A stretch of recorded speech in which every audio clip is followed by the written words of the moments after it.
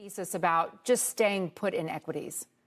Well, it worries me when you start to see numbers that are getting a little bit stronger, whether we measure it by GDP or we measure it by employment, because that means the Federal Reserve is likely to be thinking about or considering raising their so-called terminal rate, which really means their terminal rate right now is about 4.4% for 2022, 4.6% for 2023. And when you start to raise your terminal rate, or the Fed goes a little bit further than we currently expect, that means longer term rates as measured by the 10-year Treasury is going to move higher.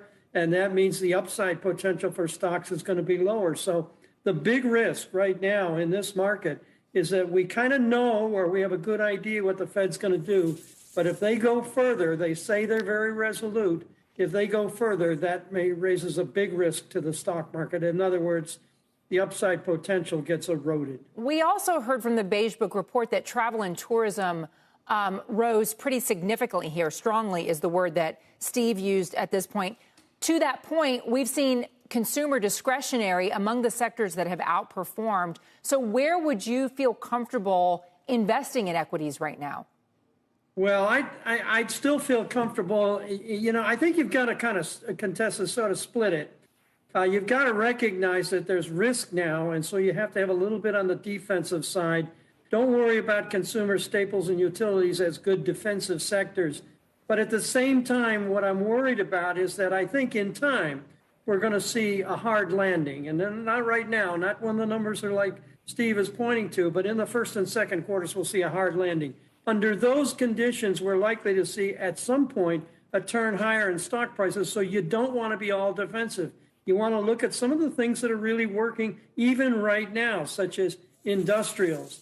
Industrials that are performing well on a relative basis. They're high up on the performance ladder, as is consumer discretionary. So take a look at those two. You've got to have balance now. You've got to recognize we're getting towards the end of the bear market, towards the start of a bull market, and you've got to be kind of positioned a little bit on defense and a little bit on offense. So let me ask you a tactical question, Hugh.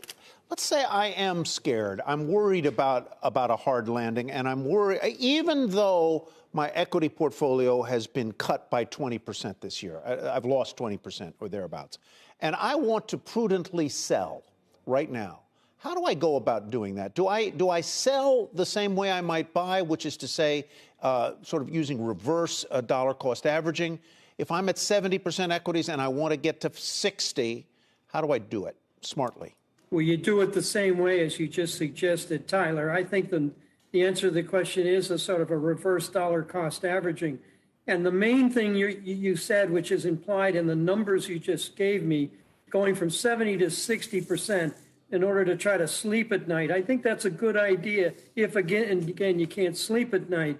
But let's do it in stages. Do a little bit now, do a little bit maybe at the end of the first quarter and at the end of the second quarter. The one thing you don't want to do, which is what's implied by what you say, is make a significant wholesale reduction in your allocation equities. The reason I say that is because I think we're closer to the end of this bear market and the start of a bull market, and I would not want you to see you burn too much of your equity position or your upside potential. That would be a rookie mistake of the sort that I'm most prone to. Hugh Johnson, thank you for the wisdom. We appreciate it, You're as welcome. always. Shepard Smith here. Thanks for watching CNBC on YouTube.